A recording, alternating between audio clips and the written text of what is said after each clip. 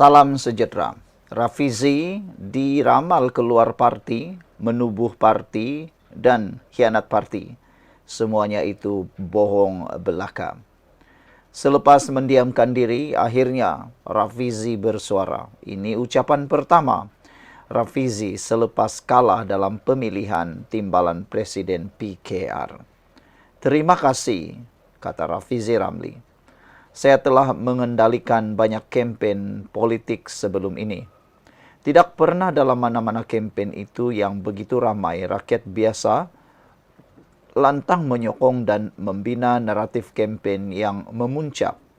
Kemudian disusuli kekalahan yang begitu ketara. Oleh itu saya terhutang budi yang amat besar kepada rakyat Malaysia biasa yang menyokong kempen saya. Terima kasih yang tidak terhingga. Hanya Allah yang dapat membalas kebaikan semua, kata Rafizi lagi. Saya tidak mahu meneruskan polemik mengenai keputusan pemilihan. Sejak kempen bermula, saya mengambil pendekatan telus dan lantang dalam menyuarakan kebimbangan saya terhadap pelbagai isu. Daripada perubahan kepada sistem pengundian, satu ahli satu undi, kepada integriti sistem pengundian digital, sehinggalah kepada sikap sambil lewa dalam menyelesaikan isu-isu ini.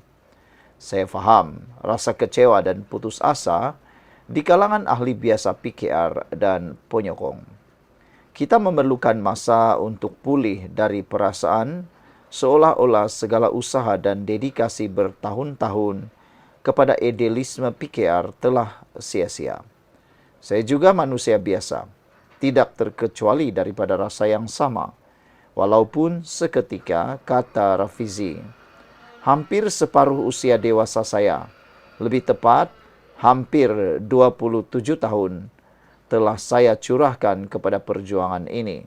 Daripada menggerakkan kempen antarabangsa, bebaskan Anwar, menyertai kepimpinan awal pemuda keadilan, hinggalah menulis sebuah buku yang menerangkan kes Mahkamah Anwar Ibrahim kepada orang ramai atau orang awam.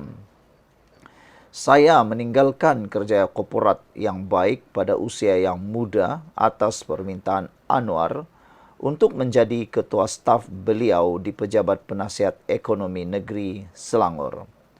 Sehingga kini saya telah mengharungi 16 kes mahkamah, 7 jenayah dan 9 saman sivil kerana mendedahkan pelbagai skandal keuangan awam. Mungkin saya menghabiskan lebih banyak masa di mahkamah berbanding peguam biasa. Saya pernah dijatuhkan hukuman penjara 3 tahun, ditangguhkan dan diganti dengan bon berkelakuan baik di bawah Akta Rahsia Rasmi OSA kerana peranan saya dalam mendedahkan skandal 1MDB. Jujurnya, saya tidak langsung kecewa.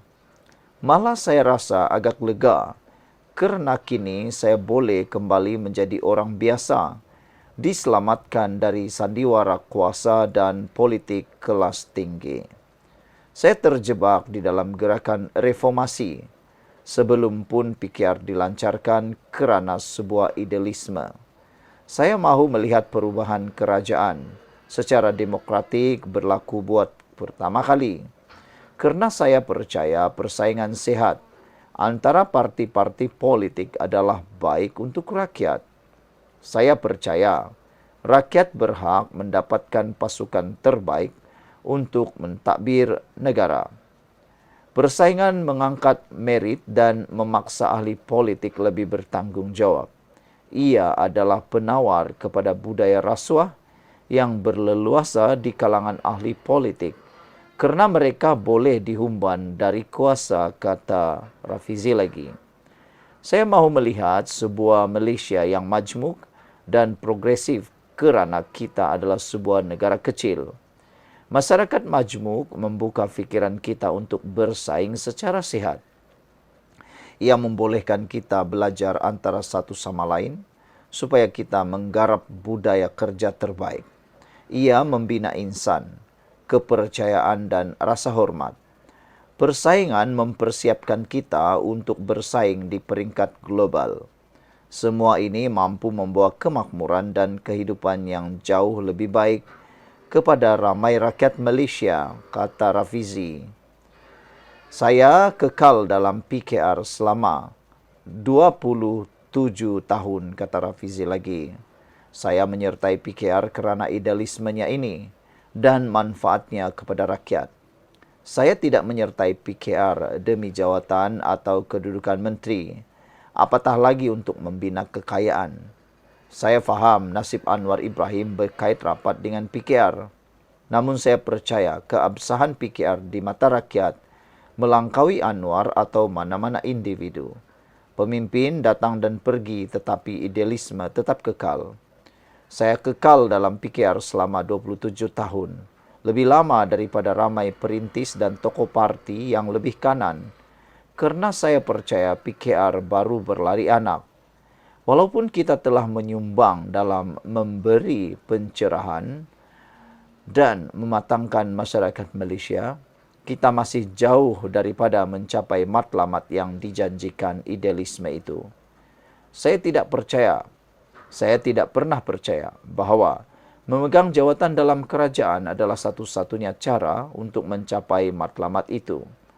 Masyarakat mesti berubah lebih cepat daripada kerajaan untuk merealisasikan sebuah Malaysia yang majmuk dan progresif. Cita-cita kita yang masih dalam pembikinan. Saya amat berbangga dengan ahli biasa PKR dan penyokong yang tetap teguh mempertahankan idealisme ini sepanjang kempen, walaupun segala-galanya telah disusun untuk tidak memihak kepada saya. Cita-cita reformasi sebenarnya masih ada harapan, kata Rafizi. Terima kasih atas ratusan mesej sokongan yang saya terima. Terima kasih juga kepada mereka yang mendoakan saya dan bersolat hajat. Saya sangat tersentuh apabila beberapa ahli muda parti menitiskan air mata semasa saya meninggalkan Dewan, sambil merayu agar saya tidak meninggalkan PKR walaupun dilayan sedemikian rupa. Saya tidak berniat untuk berputus asa dan lari dari cita-cita idealisme kita selama ini, yaitu Malaysia berhak mendapat sesuatu yang lebih baik. Cita-cita itulah yang telah menjerumuskan saya ke dalam aktivisme dan politik dahulu. Setiap satu masalah ada pelbagai penyelesaiannya. Setiap satu rintangan ada banyak jalan pintasnya. Saya tidak berniat untuk berputus asa, kata Rafizi. Apalagi untuk lari dari cita-cita idealisme selama ini. Malaysia berhak mendapat sesuatu yang lebih baik. Cita-cita itulah yang telah menjerumuskan saya ke dalam aktivisme dan politik dahulu. Dengan lebih banyak masa yang ada, insya-Allah saya akan dapat meluangkan lebih banyak masa bersama rakyat biasa selepas ini. Dalam masa terdekat, sekurang-kurangnya saya akan cuba membalas seberapa banyak mesej sokongan yang saya terima. Kepada mereka yang kecewa, kita mesti reda dengan ketetapan dan hikmah di sebaliknya. Allah lebih mengetahui apa yang terbaik untuk kita. Sekali lagi, terima kasih yang tidak terhingga dari lubuk hati saya. Ditulis oleh Rafizi Ramli bertarikh 24 Mei 2025. Persoalan penting sebelum kita berpisah, adakah Rafizi akan meletak jawatan sebagai Menteri Ekonomi? Siapa yang akan menggantikan beliau? Apabila jawatan terkini untuk Nurul Izzah Anwar selepas menang timbalan Presiden PKR? Dan paling kritikal, benarkah Rafizi akan keluar parti PKR? Sekian untuk kali ini. Jangan lupa tinggalkan komen Anda. Salam sejahtera. Saya kongsikan kepada Anda semua senarai penuh keputusan pemilihan pusat PKR 2025 dan akan berakhir tahun 2028. Berikut ialah senarai penuh keputusan pemilihan pusat PKR seperti yang diumumkan. Secara rasminya, pemimpin tertinggi PKR, Presiden menang tanpa bertanding Datuk Seri Anwar Ibrahim. Yang menjadi tanda tanya ialah, adakah pada tahun 2028 Anwar Ibrahim akan jadi Presiden lagi? Seingat saya, menurut perlembagaan parti PKR, Anwar Ibrahim perlu lepas jawatan kerana sudah cukup tempoh. Saya tak berapa pastilah, tapi Anda lah yang tulis sendiri. Ada juga yang mengatakan bahwa mungkinkah pada 2028 Rafizi Ramli akan mencabar jawatan presiden ini dengan Anwar Ibrahim. Ada netizen yang setuju kalau Rafizi Ramli mencuba sejauh mana Anwar Ibrahim boleh tergugat kalau mereka bertanding 1-1. Apa pula pendapat kamu semua? Tulis dalam ruangan komen pada pendapat anda, layakkah Rafizi menentang Anwar Ibrahim sebagai Presiden PKR? Di tempat kedua, iaitu timbalan Presiden kini disandang oleh Nurul Izzah Anwar dengan mendapat 9.803 undi. Berikut pula ialah naib presiden, iaitu 4 orang yang tertinggi yang telah dipilih oleh perwakilan. Dengan undian paling tertinggi diterima oleh Amiruddin Syari sebanyak 7.955 undi. Manakala Ramanan Ramakrishnan mendapat 5.895 undi. Dan di tempat yang ketiga, naib presiden ialah Aminuddin Harun Tokmin dengan mendapat 5.889 undi. Dan naib presiden keempat PKR tahun 2025 hingga 2028 ialah Chang Lih Kang 5.757 undi.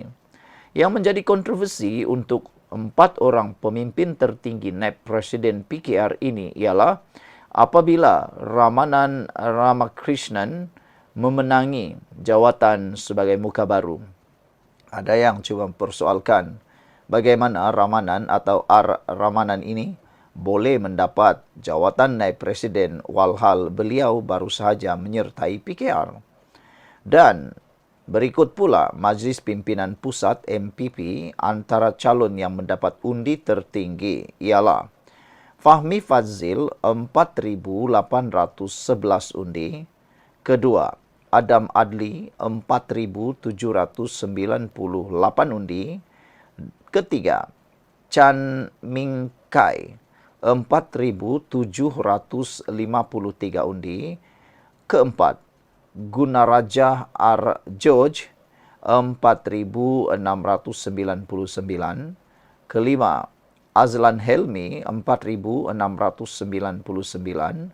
Keenam, bekas Menteri Pendidikan Dr. Mazli Malik 4.694. Ketujuh, Goh Chun Ek 4.669. Ke-8, Nurin Aina 4.669. 9, Elizabeth Wong Kiat Ping 4.668. 10, Abdul Zulkifli Abdul Awang Abang Zulkifli Abang Engkuh 4.668. 11, Siti Aisyah Syekh Ismail 4.665. 12, Said Ahmad Abdurrahman Al-Haddad alias Ultimate 4.467. Ke-13, Akmal Nasrullah Muhammad Nasir 4.455. 14, Amidi Abdul Manan 4.444. 15, Li Qian Chung 4.416. Ke-16, Azam Karab 4.403. 17, Said Ibrahim Said No 4.389. 18, Kumareshan Aramugam 4.373. 19, Sim Chon Siang 4.372. Dan ke-20, Siva Malar Ginapati 4.366. Angkatan Muda Keadilan AMK pula dibarisi oleh Ketua AMK dimenangi oleh Muhammad Kamil Abdul Munim menang tanpa bertanding. Dan semalam, timbalan Ketua AMK Izzuan Kasim memenangi dengan undi 3.339 undi. Naib Ketua AMK Pusat pula ialah Nabil Halimi 2.784 undi. Dr. Muhammad Taufik bin Johari di kedua 2.780 undi. Di tempat yang ketiga, Chiu Chon Man CM 2.353 undi. Dan berikut adalah Majlis Pimpinan AMK Pusat seramai 20 nama, iaitu Zulhilmi Zainul 1936 undi. Kedua, Attila Sani 1935 undi. Ketiga, Muhammad Fazli Roslan 1935 undi. Keempat, Harsaini anak perempuan Suresh Kumar 1934 undi. Kelima, Muhammad Aziz Azfar bin Ishak 1934 undi. Keenam, Nur Hanani Damira. Ketujuh, Nur Azri bin Muhammad Arifin. Kelapan, Zaim Siddiq. 9, Syamil Lutfi. 10, Farzana Hayani. Ke-11, Christopher Ong Kian Lee. 12, Amira binti Alias. Ke-13, Emilia Zainabila. 14, Khalid Imran. 15, Lukman Syafiq. 16, Gapiraj Nair. 17, Oi Bon Sheng. 18, Jalex Lee. 19, Barikul Zaman. Dan ke-20, Muhammad Nur Hilmi. Wanita keadilan pula, Ketua Wanita yang bertanding dimenangi oleh Fadalina Siddiq dengan undi sebanyak 2.890 undi. Timbalan Ketua Wanita Juwairia Zulkifli 2.760 undi. Naib Ketua Wanita Pusat pula ialah Rozana binti Zainal, Lo Ker Chien, Datin Rupina binti Pangeran. Majlis Pimpinan Wanita Pusat pula ialah Yong Bazila, Nur Hidayati binti Ceros, Noraziah binti Muhammad Razid, Saira Banu, Idawati binti Pariman, Telagapati anak perempuan Marimutu, Farahida binti Fauzi, Nur Armiza Mamat, Armila binti Alias, Rosmawati binti Muhammad Ros, Victoria anak Musa, Lim Kim Eng, Camelia binti Jacob, Maisara binti Ismail, Jini Lim, Nur Jafni Abdullah, Karen Kasturi, Siti Novini, Datin Sabrina dan Junaida binti Makau. Sekian untuk kali ini. Jangan lupa tinggalkan komen Anda.